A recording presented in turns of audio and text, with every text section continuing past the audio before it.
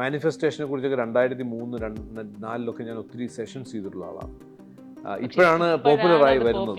ഇപ്പൊ എന്താ വെച്ചാൽ അതെനിക്ക് തോന്നുന്നു ഒത്തിരി പേര് ഷോർട്ട് കട്ട് ആണെന്ന് തോന്നിയിട്ട് കണ്ണടച്ചിരുന്നാൽ മതി, കാര്യങ്ങൾ നടന്നോളും. അവർക്ക് നേട്ടങ്ങൾ ഉണ്ടാക്കിയെന്ന് തോന്നുമ്പോഴും ഫുൾഫിൽമെന്റ് ഇല്ലാത്തത് കൊണ്ട് ഡിസപ്പോയിൻമെന്റ് ഉണ്ടാവുന്നു. ചില ആൾക്കാർ അത് ഡിപ്രഷനാണെന്ന് പറയുന്നു. ആഴ്ചത്തേക്കൊന്നും ഒരാൾക്ക് ഡിപ്രസ്ഡ് ആവാൻ പറ്റില്ല. ഡിപ്രഷൻ ആണെങ്കിൽ ഡിപ്രഷൻ ആയിട്ട് ട്രീറ്റ് ചെയ്യണം, തെറാപ്പി ഉണ്ടാവും, ആ രീതി പോകണം. അപ്പോൾ സർക്കംസ്റ്റാൻസ് ആണ് നിങ്ങളുടെ ബ്രെയിനിനെ ട്രെയിൻ ചെയ്യുന്നതെങ്കിൽ നിങ്ങൾ ഒരു വിക്ടിമായിട്ട്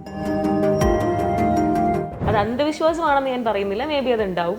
പക്ഷെ കംപ്ലീറ്റ്ലി അങ്ങനെ ഇപ്പം അമ്പലങ്ങളിൽ പോവുക, വഴിപാട് കഴിക്കുക, ഇന്നത് ചെയ്ത് കഴിഞ്ഞാൽ എൻ്റെ ആ ഒരു ഇത് മാറിക്കിട്ടും.